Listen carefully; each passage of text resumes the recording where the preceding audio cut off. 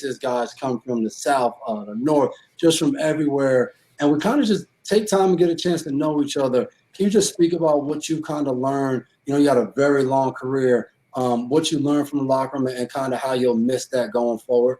I definitely miss it, man. I miss you guys for sure. So many experiences and different personalities. There's really nothing like it. And I think, you know, I'm not that far removed from it, but you already know that that's going to be what's tough about it, the relationships. And so, you know, the locker room is special, and it's not a perfect place, but it's a place where we are forced to work together for some common good. We're forced to see the good in one another. And I think that we're also able to have conversations that many people don't have in the workplace. Mm-hmm. And so you talk about those things that you're not supposed to talk about, like race, you know, politics, religion.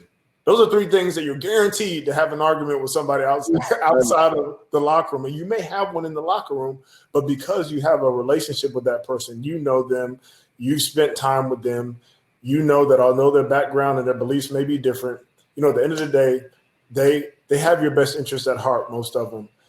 You're able to agree to disagree sometimes. And so I think the lesson there outside of the locker room is intentionally making those relationships where you're comfortable to confront each other without losing a companion or a friend. But I think also the temptation within the locker room is to realize that just because we're in proximity with each other doesn't mean that we really know each other.